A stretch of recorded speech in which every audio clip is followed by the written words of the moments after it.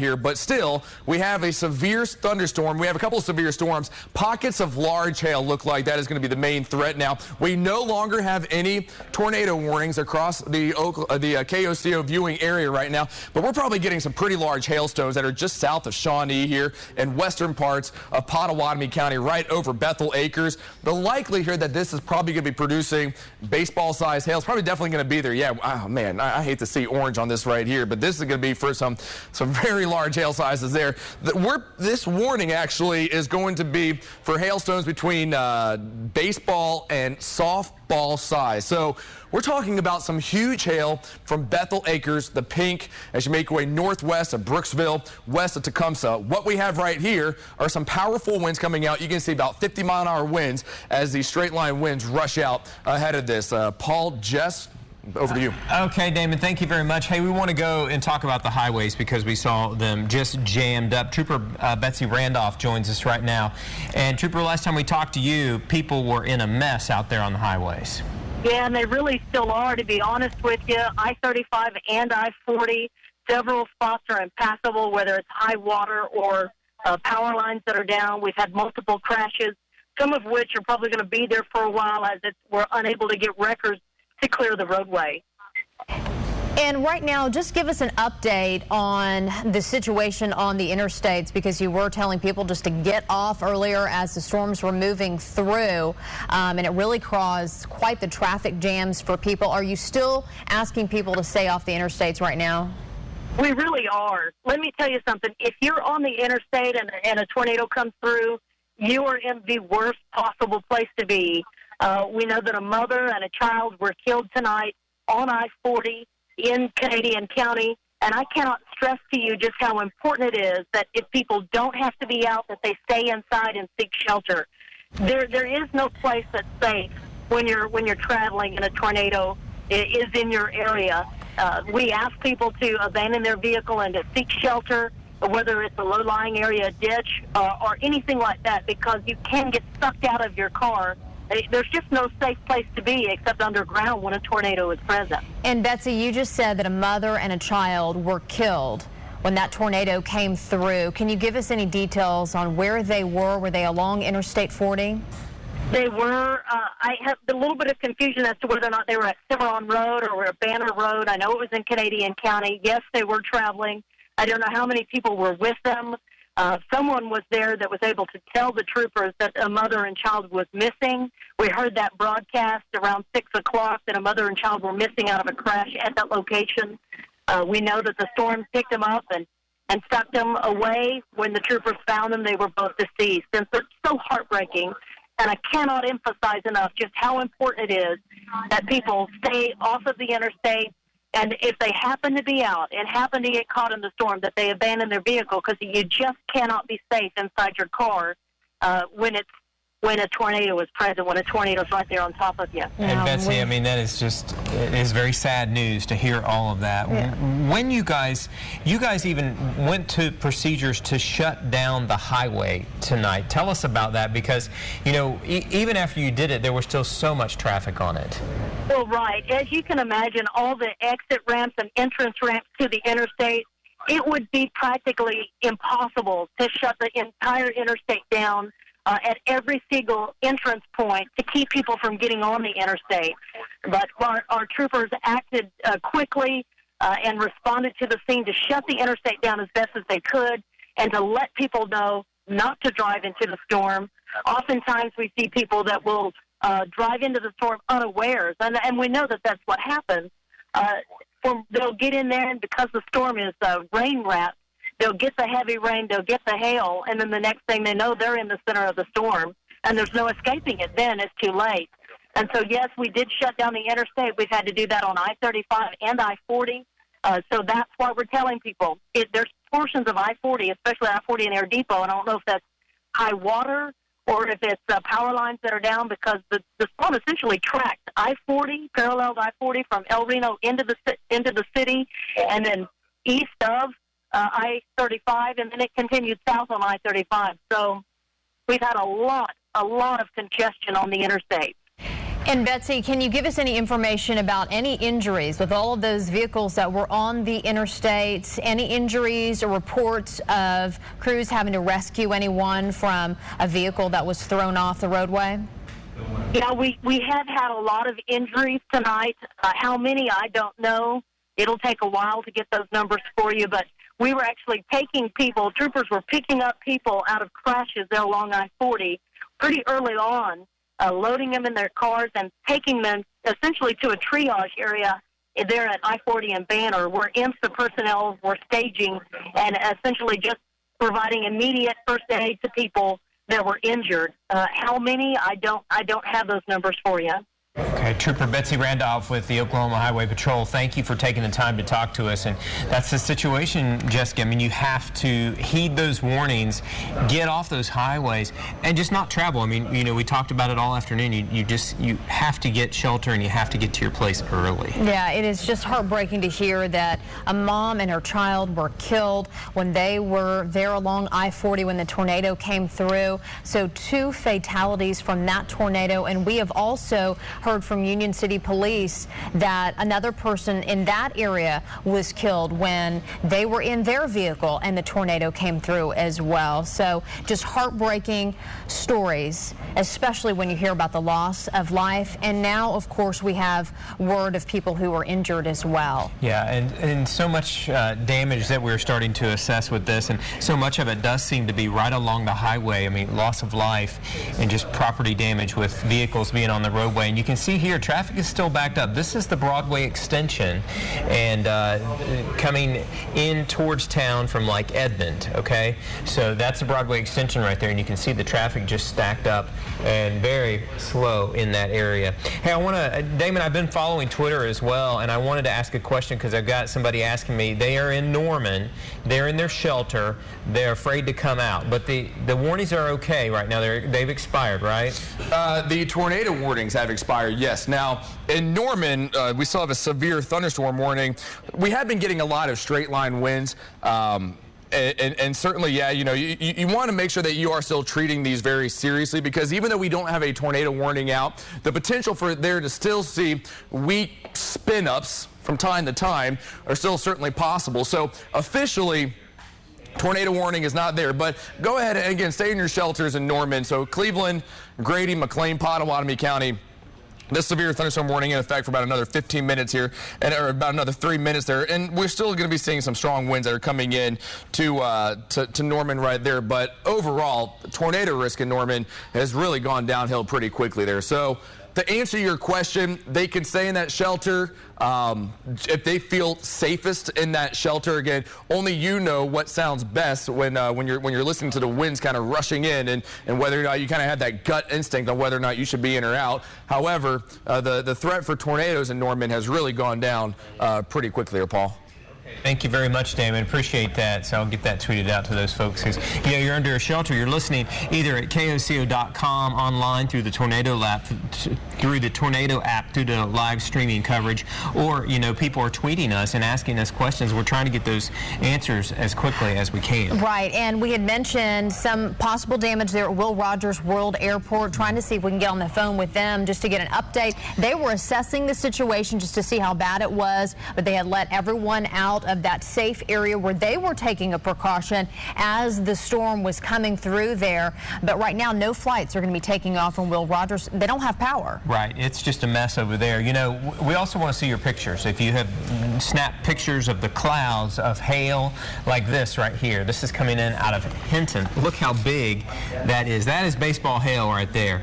Yeah, those folks sent this to you local. It's you local at KOCO.com. Is that one piece of hail? Yeah, I mean, these are snapshots. I mean, just giant pieces of hail that people are sending in. That can do some major damage. Yet another picture, that one from the El Reno area. So send in your photos, your videos as well to you local at KOCO.com. And the pictures just keep on coming. Just massive chunks of hail. Another one from El Reno. And yet, I mean, this just covers what looks to be a man's hand. Oh, there's going to be a lot of damage there. Not only roofs, but cars are just going to be destroyed. This is coming in from the village. The Look flooding. at this. Yeah, the flooding has been a big problem across the Oklahoma City metro area. You know, the village is one area that tends to flood, and you can see from this picture just how bad it was there. We had some crews out looking at the roadways, showing us that it had receded quite quickly. Bricktown Ballpark, look at this. They, took shelter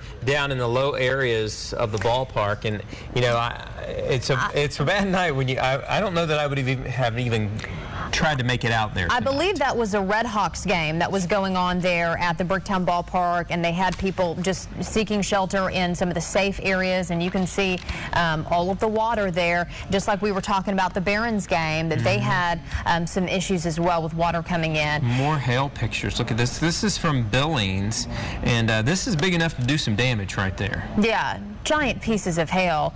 Billings, El Reno, Hinton, we've seen so many photos from all across Oklahoma, and here we are, downtown Oklahoma City. Christy Yeager with the City of Oklahoma City told us that was an issue in downtown Oklahoma City area. She said many of the streets were flooded there. This has been a while, though, since we last checked in with her. We have a crew just north of downtown Oklahoma City, and they had seen the water really start to recede. Wow, look how deep that is. Yeah, we have seen the water go down very quickly. There are reports that there's water in the underground tunnels as well.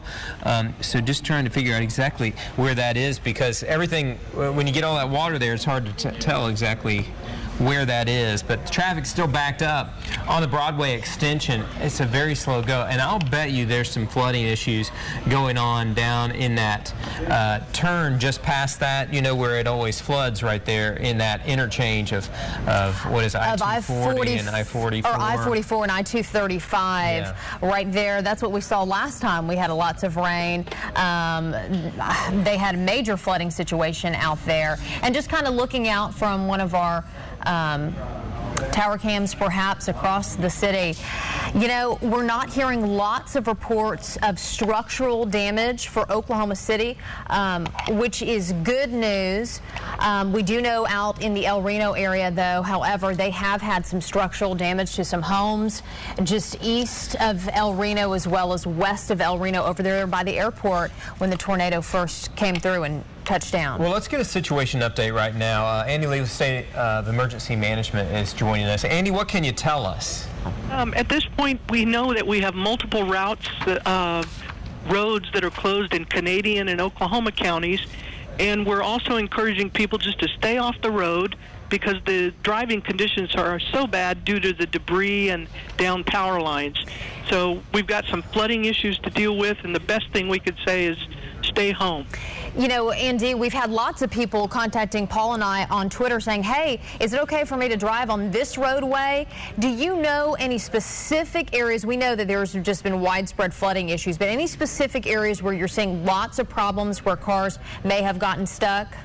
To be honest, no. I don't have street names that I can tell you to stay away from, but if you really, really want to help, I would say stay home because you've got to have places for emergency vehicles to get to.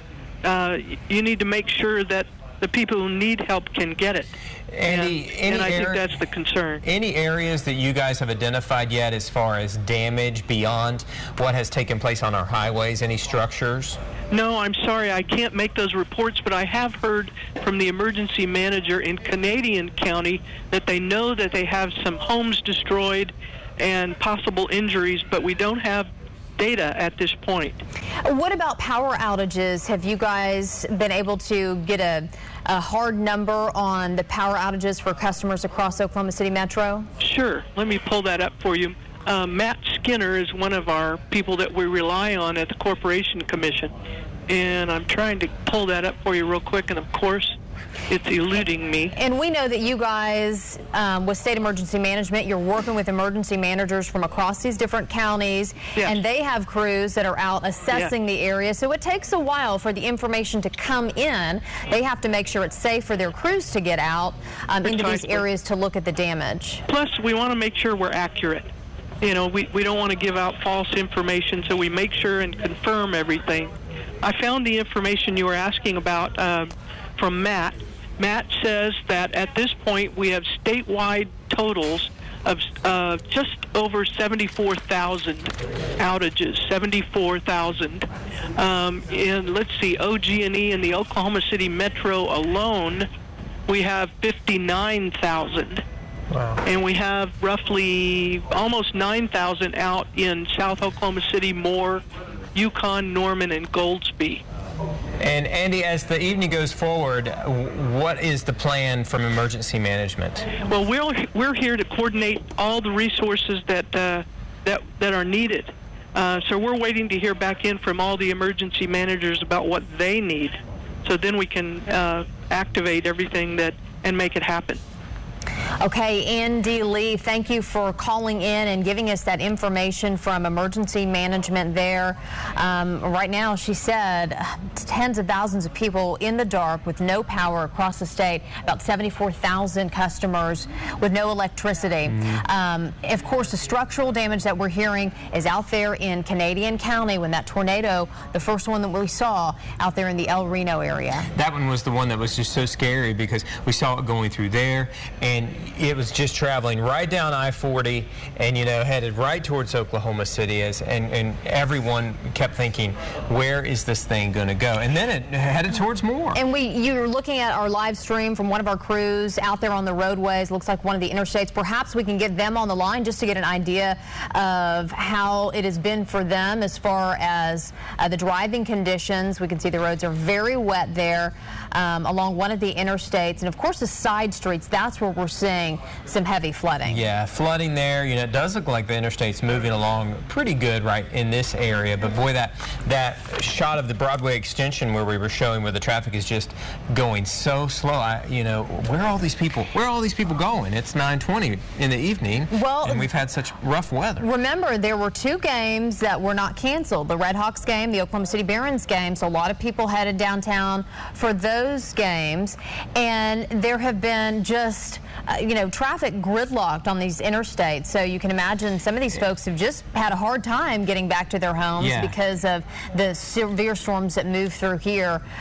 So they have been stuck in traffic for quite some time. It may be just the end result. Can you imagine, probably through rush hour, these could be people that were just trying to get home. And you can see how slow going it is. I do want to mention Morgan Chesky had reported along I-40 there in between Yukon and El Reno, so many different, he said, I think half a dozen semis and tractor trailers that were blown over, and not just blown over right there on the side of the interstate, but blown over into fields, just to give you an idea of just how powerful those winds were that came through there and just picked up those semis like little toy trucks and threw them around. Of course, we're also hearing some reports of some injuries in that area, and certainly the hardest to hear is the loss of life. And we know at this point that 3 people have been killed, and we understand that they were in vehicles along roadways whenever tornadoes came through. And Damon, I know it looks like much of the rain is at least letting up right around this area around 2:35. Yeah, the rain is letting up right now. However, if you go over to Advantage Doppler 3D, I want to show you the huge hailstones that we have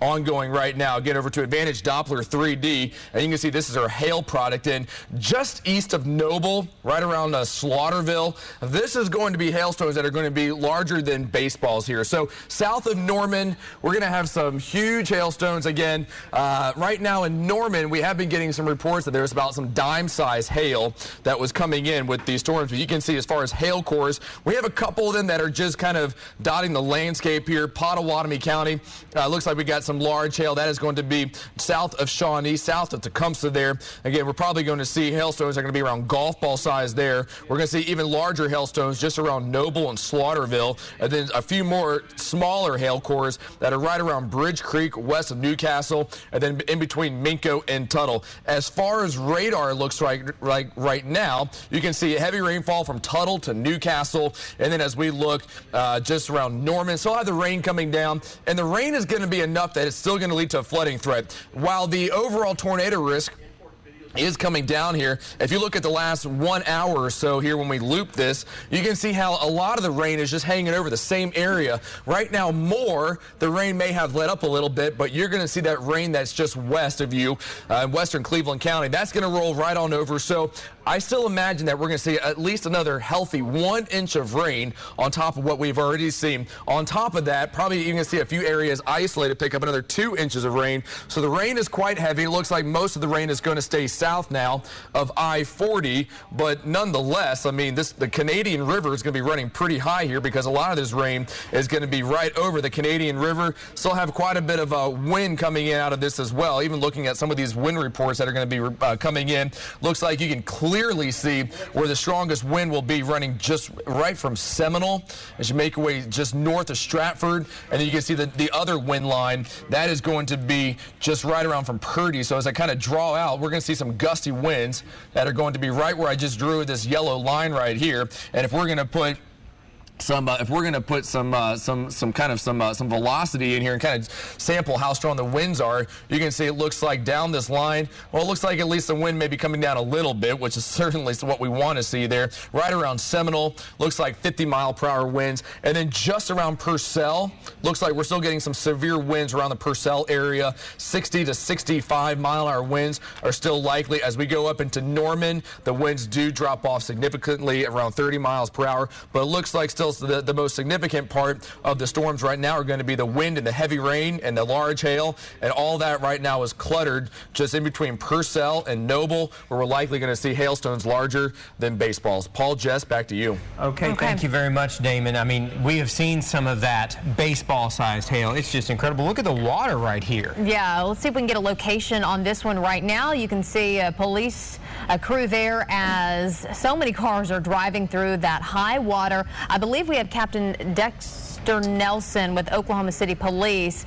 on the line with us. And by the way, this is a Broadway extension and I-44, all of that traffic moving through. And Captain Nelson, first off, just give us a situation update when it comes to Oklahoma City and the aftermath of this storm that moved through.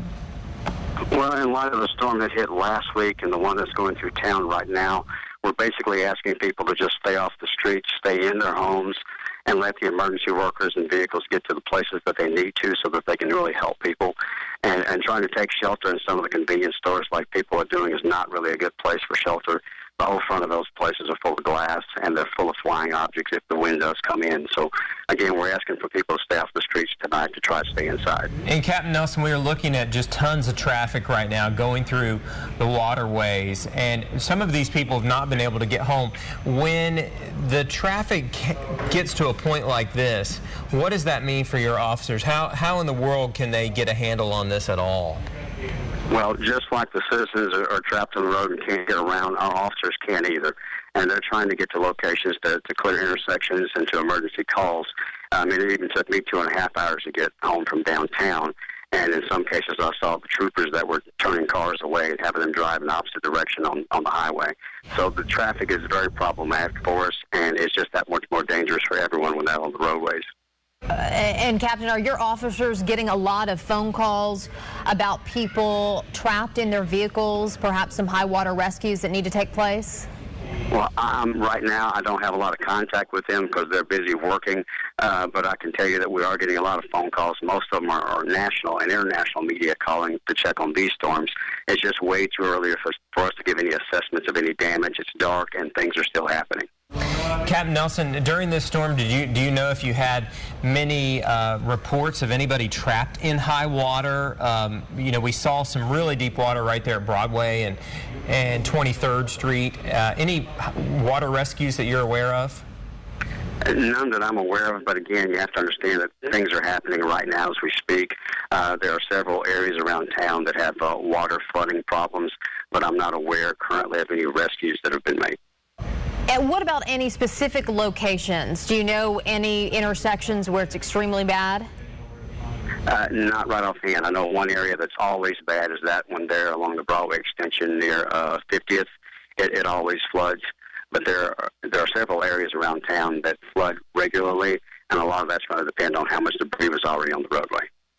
Okay. Captain Dexter Nelson, thank you very much with the Oklahoma City Police Department. So just checking up, you can see an officer right there making sure people get through this waterway very slowly, because that's some deep water to drive your car through if you don't have a four-wheel drive or an SUV. And once again, this area is I believe I-44 and the Broadway extension. I believe that is the same area that we saw some flooding like this not too long ago when we had heavy rains move through Oklahoma City. Yeah, it is just, it always is a mess right there. And so to get through that area, which probably is the reason why we're seeing such slow traffic from our big tower cam shot right there. It's probably all ends up right in this area. You can see how deep it is and what people have to get through to make their way. And we want to let you know we're awaiting a phone call from the governor with some new information, so stand by for that. We hope to be talking to her soon as we are looking at some of these pictures.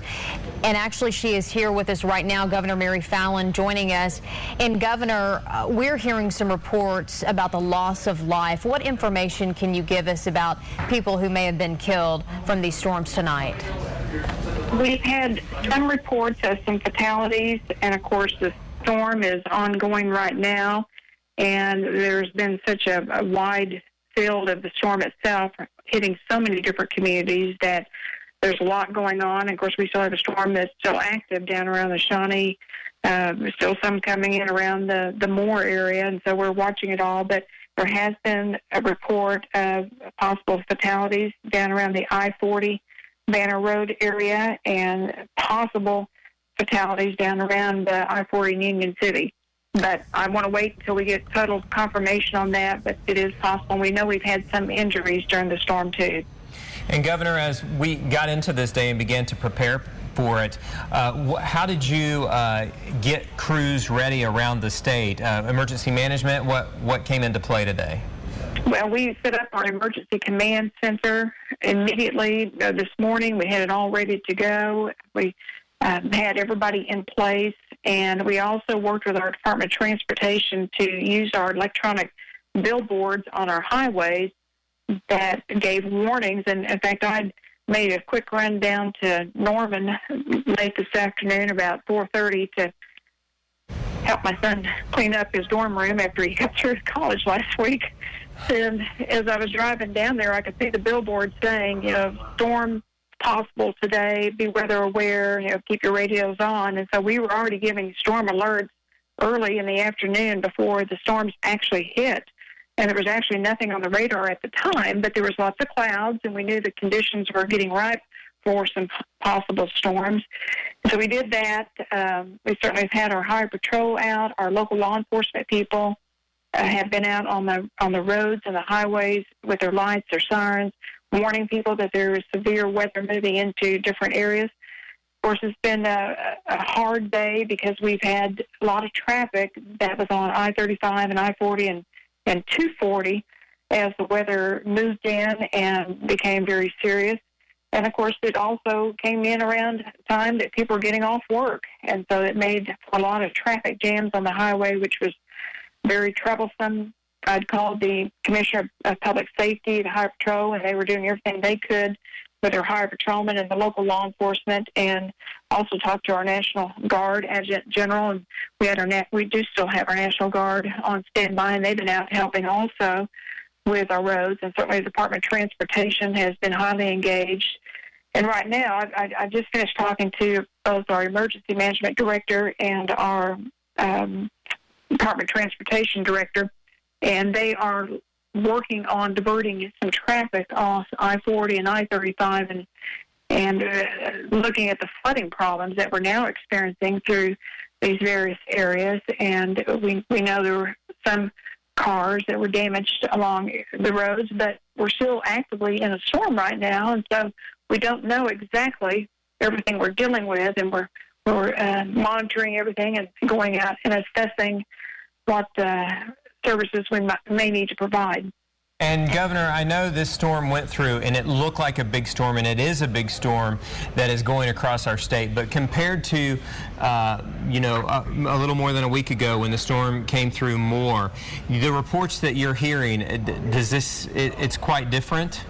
It is different, and one of the things that our emergency management director has told me so far, and once again, we're still evolving, trying to get information because there were so many communities and major interstates that were being hit during this time, is that we can get a good sense of what's going on in our state by social media.